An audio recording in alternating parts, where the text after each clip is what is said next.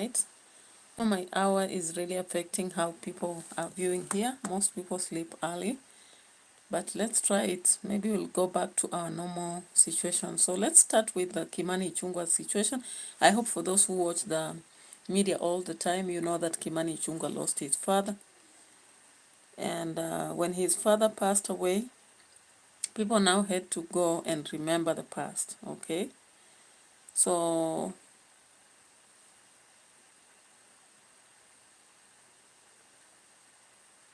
let's say this.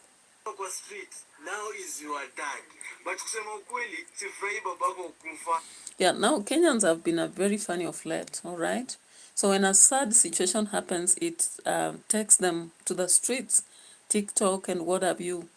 They decide to now mock some of the people. Of course, you remember very well there was a situation where the son of one of the politicians died, and people did not sympathize. Instead, they began mocking the politician.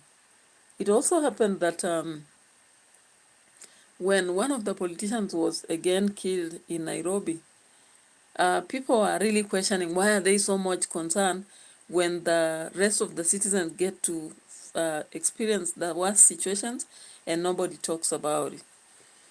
So it happens that Kenyans have turned into very different people.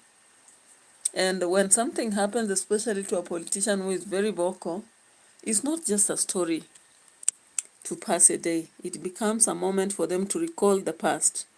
So be aware of what you're saying today. It might be something used against you tomorrow. That is what the Kenyans are living for currently. So after people learned about the death of Kimani Ichung'wah's father, some began to remind him of some statements he said long ago. And let's just run through it, okay? Let's run through it. Starting with this one here.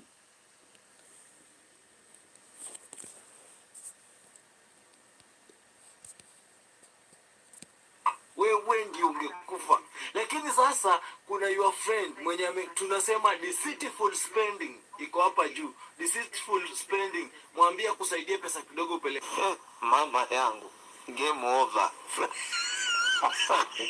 Mwenye uwanja wake kaingia sasa. Yesterday, Honorable Speaker, there was an attempt to kill my 105-year-old father and 85-year-old mother. The Honorable Junet Mohammed has mentioned names. I did say here last year during the impeachment process of the former deputy president that this is a dark man with a very dark heart, very black heart. I dare say today, Honorable Speaker, in this house, Honorable Rigathi Gachagua is the one who directed goons he mobilized to go and murder my parents, destroy my property in Kikuyu, destroy the property of the people of Kikuyu in the name of revenge. All right, guys. So when you look at that, it's all about mockery.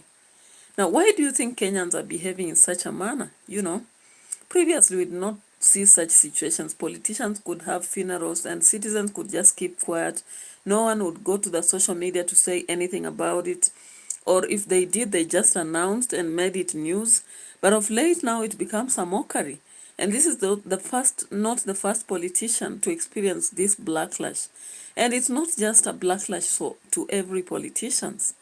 It is specifically targeted to some leaders who have had to say statements that annoyed Kenyans, all right? Yeah. There's an extent to which one of the ladies, politician, indicated that maybe people should actually be, glad that their children have been, I don't know what. There's something that he said. And when the child died, people did not sympathize. So do you think Kenyans are losing that sympathy? Or what is happening? Peter Mavesh, welcome. Welcome to the channel. Like the video. And let's move ahead. Okay, thank you so much for your presence here. Thank you for the like also. I appreciate, it's not easy to do a video at this hour and you have people watching. But when I see people watching, I really thank God for that. And I know a Sunday will be a blessed day, okay?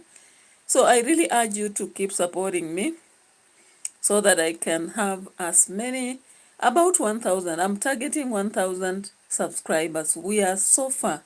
But I trust that when you keep watching me and subscribing to the channel, we'll easily get to our goal, all right? Nothing is impossible. Yeah. So I really appreciate your presence, and I'm looking at the question of Kimani Ichungwa. Why do we see people turning into the situation into a mockery? Is it because of the blatant lies he gave before? Because currently you cannot convince me that Kimani Ichungwa was saying the truth. Looking at the situation that have been happening in Parliament of late, I wouldn't trust anything from most of these politicians. I don't say all of them, but most of them, okay? So when he came up saying that goons, and he said Gashagwa, and they said they would arrest him, and they talked about the torching down of, you know, the Kikuyu police station.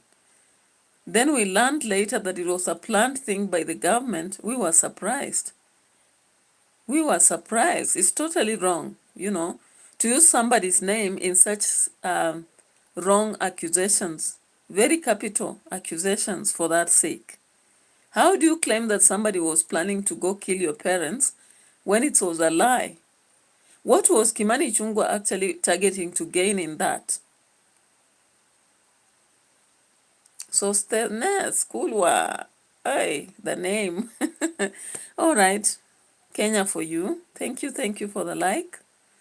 We are in Kenya. So Stelnes, please subscribe to the channel if you've not. Peter Mwabesh, also remember to subscribe to the channel.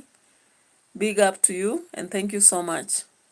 Anybody from Jamaica, wagwan, wagwan. Holiness once more voted, and I'm really happy for the Jamaicans. They don't vote with their hearts. They vote with their heads. Most people vote with their stomachs though. But the Jamaicans amazed me on how they voted with their heads by looking at the policies, looking at what Holiness had done, and picked him up. Kudos to you. I hope you're Ira right there in Jamaica, man. All right. So, Sostanes Kulwa, this is Kenya for you.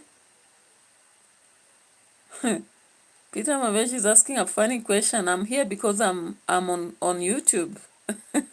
You don't want me to be here doing a live stream at this hour? People do live streams, even some of them at 11. It's work. I've always been on the street, sometimes even in academic writing as late as even 2 a.m. Because in Kenya, if you don't hustle up to this hour, you would really find it very rough. I don't know whether Mavesh is in Kenya or not. Priscilla Mwavana, welcome my sister. How are you? Like my video, please. Mavesh, is it only single people who sit at this hour? What are you trying to say? Funny. Peter Mavesh is arguing that only single people can be sitting up to this hour. But I don't think so. Anybody who is hustling can sit up to any hour because life is so challenging. If you are in Nakuru, then you know that Kenya is a hustling country. And when I'm traveling even to Nairobi or Mombasa, I see a lot of women, hustling even at night, and I don't believe that they are single. Some of them are married, yes. So Priscilla Mavana, thank you so much. Big up to you. Thank you, my sister. So back to the story of Kimani Ichungwa. Now that we have some Kenyan here.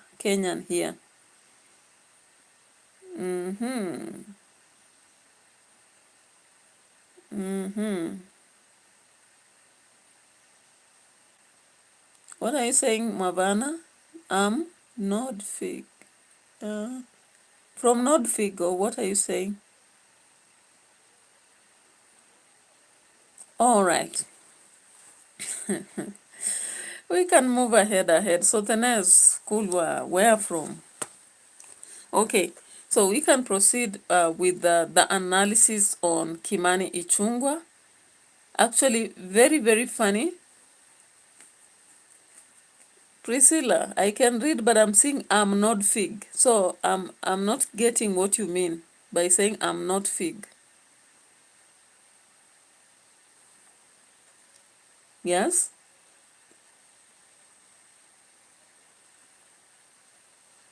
I can read, and that's why I'm been able to read that part which you've read, but I wonder whether Nordfig is a country or what is Nordfig in this situation, all right?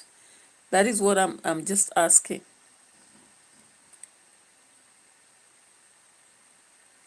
Okay, so we can proceed, all right? So I was looking at Kimani Ichung'wa's situation, and I'm saying Kenyans, hey, Kenyans have gone to another level. Let me check on this also, because we had so many people reacting towards this. Okay. Have got to investigate, so you have to. This is what Human Rights Watch said. Time is a healer, and time is also a vindicator. I think many things are being vindicated over time. That when the police said we were not abducting people, there were other forces. Now Kenyans need to start filling in the gaps. If a government who has been elected by his people to come and represent them in this house can dare engage in the kind of criminality that we have seen the Honorable Koimburi engage in, Honorable Speaker, this should be one of the saddest days for this house, Honorable Speaker. This is the same man like that. 5 million shillings to impeach a deputy president who deserved nothing more than what he got. In fact, we should have impeached Rigathi Gachagua, probably abductions. And many people never understood abductions. And many people never understood. All right, Priscilla. What has happened is that Kimani Ichung'wa is the MP, the sitting MP of Kikuyu, all right? And he lost his father. Instead of people saying, they began making very satirical, comical videos about the situation, all right? And I was just doing a reaction here to make myself and others in my line to understand, why are Kenyans being this?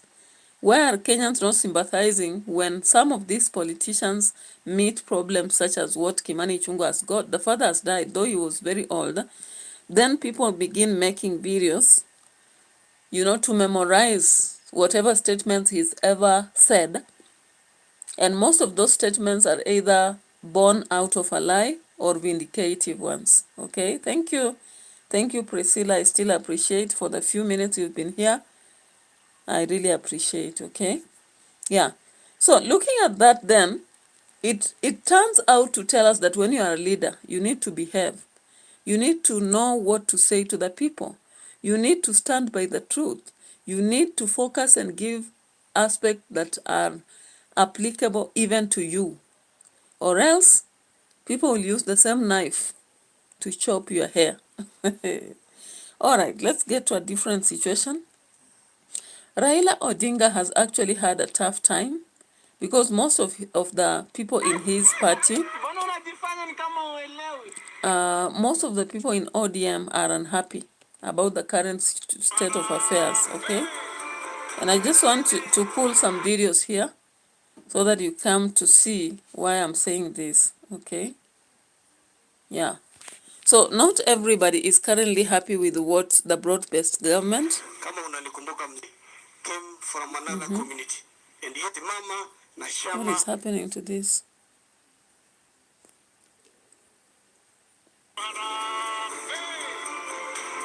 Odinga attended, I doubt, na Mheshimiwa Elect Matthew. Na ni mzuri umekuja hapa leo mzee Raila. Wewe ni baba yetu, tunakuheshimu sana. Lakini umetuangusha mara mbili. You promised me and Matthew Lebrkel an for the ELA East Africa position.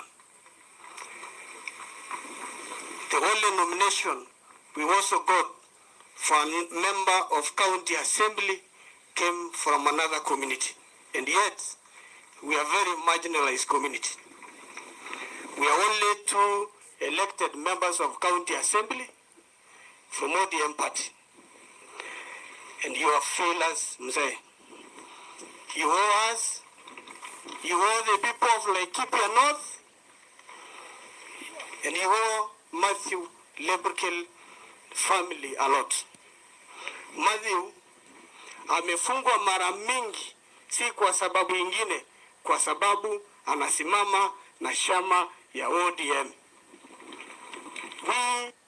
All right, so in Laikipia, guys, in the funeral of one of the great supporters of ODM, it came out that the government, that is not the government, but ODM was being blamed for not paying back to the people who stand with them. And I don't think this aspect is only applicable to Laikipia. When you look at other members who are even in ODM, such as Sifuna, you look at members such as Babu Owino, Hamisi, Wamuchomba, and others, you realize that some of the members who are in ODM are not content. Last month, we had Sifuna having a lot of wars within ODM. He could stand to give a different point. Then later on, we see Raila speaking differently, you know. And this is very clear that ODM must work on their party. If they don't work on it, they're gonna see dust. It's clear. Because some of these members are able to stand without the party, maybe become independent candidates or maybe form a new party and they sail through. You cannot convince me otherwise that Babu Owino cannot stand as an independent candidate. He can. And once he does it, he'll win. Now, surprisingly, Raila Odinga is standing strongly with Sakaja. Strongly with Sakaja instead of Babu Owino. You know, recently, the possible, the possible impeachment was aborted early before it was pushed to the Senate by Raila Odinga. Okay? And now Sakaja has come out to the limelight already to seem like there's nothing that happened. So if you look at that situation, it tells you clearly. Because the MCA was speaking not before the people from other parties, but ODM party. And people are quiet. That was an indication that people are very ready to listen to what he was saying and they are supportive to his ideas. Yeah? So essentially, he kept speaking and speaking and pointing out, directly seeming to be lecturing Raila Odinga. And this started with Sifuna, then Babu, then we've seen Hamisi, Wamchomba, and such people doing what they can do best, speaking their mind before Raila Odinga. And I don't know, it's high time people realize that they have to tell Raila Odinga the truth. I'm so surprised that people like Orengo, we had, what else? Wanga Gladys, and we had another person. They stood and said that when Raila Odinga said they turn left, they'll go to left. When Raila Odinga says they go to right, they go to right. I don't really prefer hypocrisy. And the politics of the ostrich are the worst politics in a country. How can you stand with mediocrity? How can you stand with a situation that is bringing down a party into a nothing? Because the opposition role is oversight. So far, there's no oversight. No wonder there's a lot of, fraud, state capture, and the kind of whistling of funds that has been happening. The payment to ghost institutions, such as what happened in SHA. The loss of such several billions under e-citizens. This is just a joke of a country currently. Now let's listen to this further. PSs as MPs in parastatus, simply because it is known, like Laikipia North is the stronghold of ODM. Nothing else, not because we are not educated, it's simply because we are members of ODM. We say, time for you to speak for us when you are still alive. Speak for us. We deserve projects in national government. We have none as we speak. Now, guys, if you are reading my script, it's clear that this MC in Laikipia was trying to prove that even though there is broad-based government, it has not served Laikipia in any way. And I don't think this applies only to Laikipia. Even though many people say there has been peace, the country was coming to ashes and all that, the reality is that we have not got what we needed to get. Because the broad-based government was supposed to bring that growth of every county. It was supposed to bring the national government closer to the people. But it has turned into an investment for few people who are now conducting political business behind the cameras. Okay? Now remember, when Sifuna spoke long ago, he was also clear about these aspects, if you can remember. I don't want to go into the details of a video, but it is what it is. Let's check on another different situation here. His silence on security menace that has left city dwellers. And this is a situation of the gangs in Nairobi City. When I was still going to college, I think that is the time people were so scared about Nairobi, talking about the insecurity. And people could be like the areas of Mudurwa and, bus station was very risky. And you would not even want to go use a bus from those sides. In fact, people are so much afraid, never used buses those sides, Even though for me, I really used to them because they are a bit cheaper than the rest of those in towns, okay? So many people could not use buses like Eldoret Express to go to the Western Front, or some other buses, Mbukinya, fruits, matunda, and all that, okay? Now, those are the times when security in Nairobi was a problem. And we could find that people losing phones, losing computers. You carry your bag like you are holding onto your life. There is a time I saw a woman being pulled down by someone who wanted to go away with her bag. She had just come out of the bank, and I don't know whether she had been tailed by this guy. So when the guy noticed that she had come out of the bank on Nairobi, that was street, is it? It's not Biashara Street.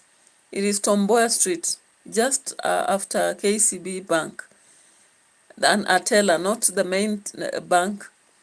So there was a lady who had just withdrawn money from that teller, not teller, but the ATM, and she was moving away with her bag. Do you know, I just saw her being raised, and she held onto her bag, then fell on it. And the thief who was trying to pick it had to run away because I think he knew that people have been alarmed. And sometimes in the incident in the park, if you have read Major Mwangi's story, it could end up with a lynched person. So the guy who was stealing for this lady had to run away. Now currently the ghost of gangs have come back to the city, and this is one of the problems that may affect tourism. Even though the government does not want this to be revealed because they feel like we are negatively giving information about the country for patriotism, we should not. But the reality is that if the city is risky, what do we say? Do we say it is friendly? We cannot lie. We cannot lie, because if anything, if someone comes to the city and they are not careful, they lose it. Now remember, in Nairobi, there was that theft. I remember I was also in Embakasi at one point, and I saw someone, try to steal a vehicle.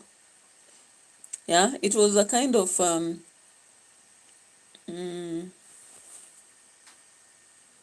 there's a kind of, how do we call it?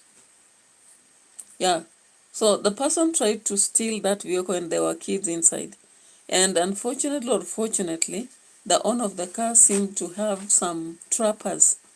So whoever was stealing was stuck inside the vehicle. He could not move away or go back. And I think that is what is going to happen when you are coming in Nairobi City and you have a car.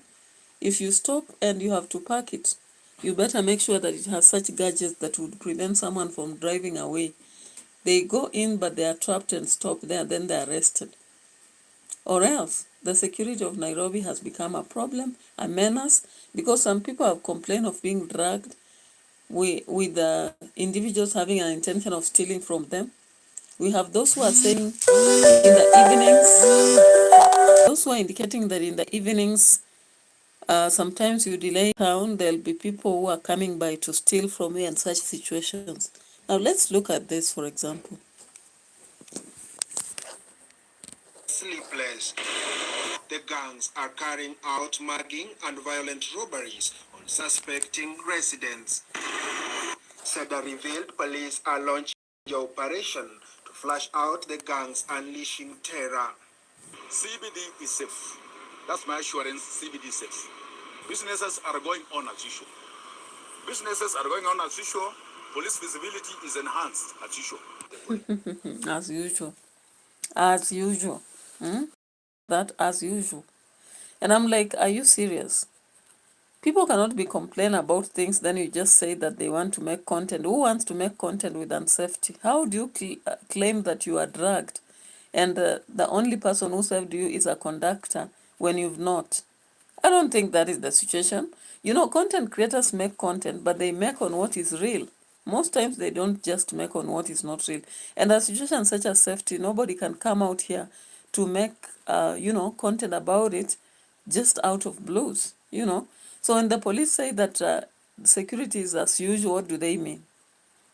When they say that the police are out and that they have upscaled security as usual, what do they mean? What is usual there? It doesn't make sense. But we have that culture of denying things, especially the government. And the police is always pulled into this ocean whereby they'll be swimming and claiming that water is not cold when it's a cold season. Because there's no way water will be hot and it's a cold season. I don't see. Yeah? I can't see how that can happen. So that aspect of the ostrich politics is happening in Kenya with people denying what is happening, the truth. Jubaland, they have told us they are not here and yet they are here. They have told us they are not trained by Kenya when they are trained by Kenya. And again, when it comes to the gangs in the city, they are saying they are not there. But we are seeing people being, stolen from. Okay? So let's see here. This boss insists the CBD is safe, even as he confirms more than 200 suspects have already been arrested on crime-related charges. The 214 have been processed, and I say they have been processed to court, facing various crimes that were there, crimes that they committed. But SEDA is warning against social media influencers on TikTok who he says are fueling fear by exaggerating the presence of gangs. When you do it on TikTok, that's seeking publicity, which is an alibi in the domain of law enforcement.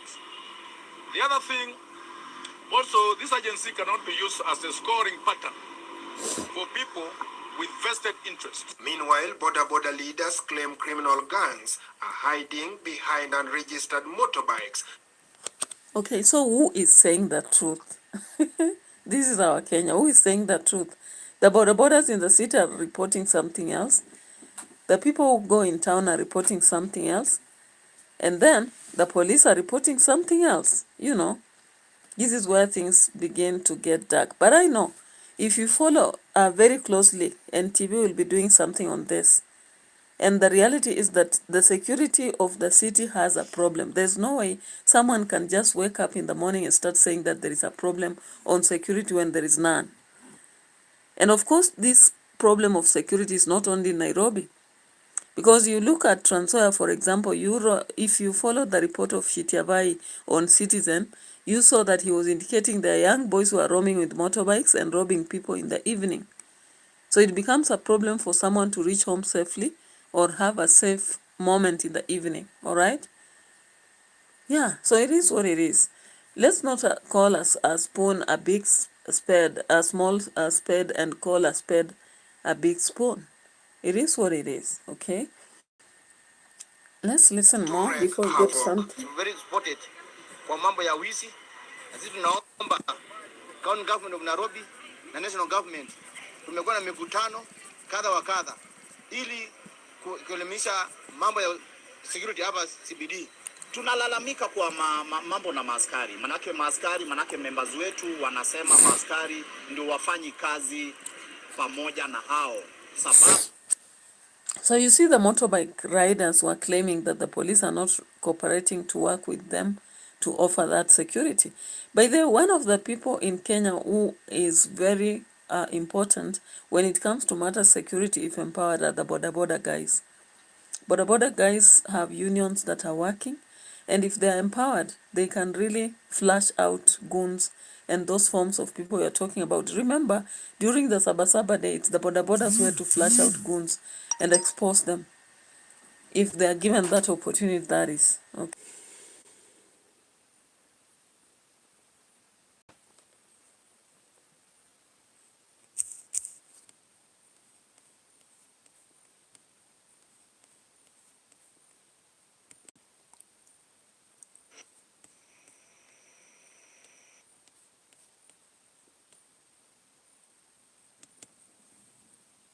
Someone should stop Pastor Ng'ang'a. Why? Nasemaje? Pastor Ng'ang'a needs to be stopped. Kafanyaje? Mwanangu. Pastor Ng'ang'a angejisajili katika masuala ya comedy wala kama mimi na kitu. Kama mimi na kitu. Sija kupima. Ujajipima mwaka huu? Hapana. Wewe uko na kama 150. Hapana. I want to know something. I want to know something. Because I think it will. No, mimi niko na 92. I think sasa niko na 90. Wanene upuguzi?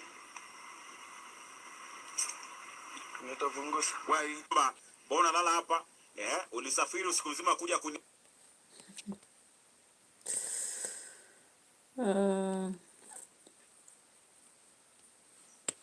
Alright, we start off with some. This one I've already dealt with. There's something I'm looking for. Yo, from Kenya, East Africa. There's something I'm looking for. Right, karibu back ndani ya Udaku Zone guys.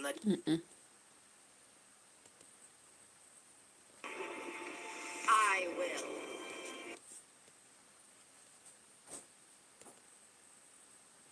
JB Muturi. Thank you very much, Your Excellency. For those who understand Kikamba, Nemusi. In fact, across the main road, we were saying we actually know him, but somehow there was an issue of we didn't know, we were not, actually I think we were not consulted. Maybe friends should bear the blame for not consulting some of us. Because we had had several meetings with my brother, Stephen Kalonzo Musyoka. So I think the problem was just within what was then government. We were not consulted. So even as we were joining that Kenya Kwanza, we were saying we know this guy. So when he proposed that I become the Attorney General, I told him no. No, I can't. I don't want to do. My advice will not be taken. Because I cannot advise in a manner that is inconsistent with the provisions of our Constitution. And what I fear about you, now I told him direct, is that, I may give you advice which you may not, is nothing to you. Now you see that what Muturi is giving there is not for the first time or the last. So are they selling a narrative to us just to make us believe in them? Or are they really going to work in a different way compared to the current leadership? Because what I see in most politicians in Kenya is that all the time, they will bring a narrative about how they have suffered in the hands of the politician, of the government, so that people listen to them and vote for them. But after voting, we go back to zero.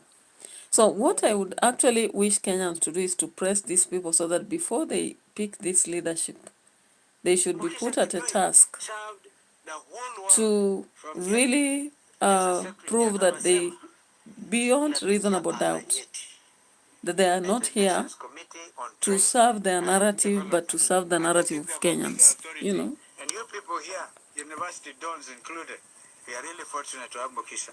Come and say jam.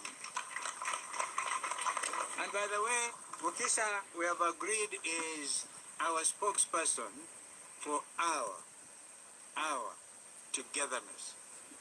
And we have seen a few people express displeasure. But let everybody, it's a democracy. We have made our choice. Well done, my brother. Asante sana.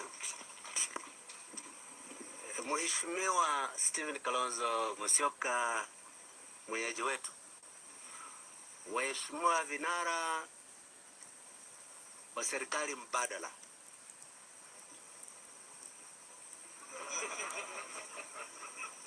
Waheshimiwa wahadhiri, wakufunzi, watafiti na wasomi.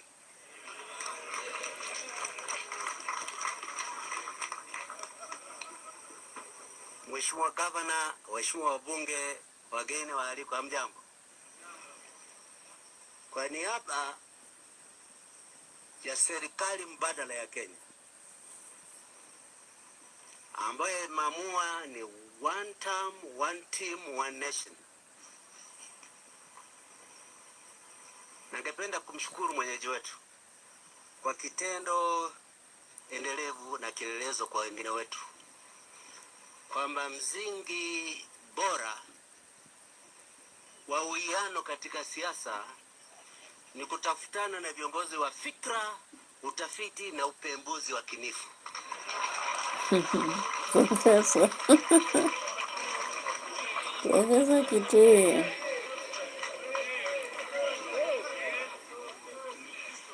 Ambao wajui upembuzi wa kinifu kwa Kiingereza inaitwa critical analysis. Upembuzi wa kinifu. Sisi tunajua kwamba Ulijua hivi.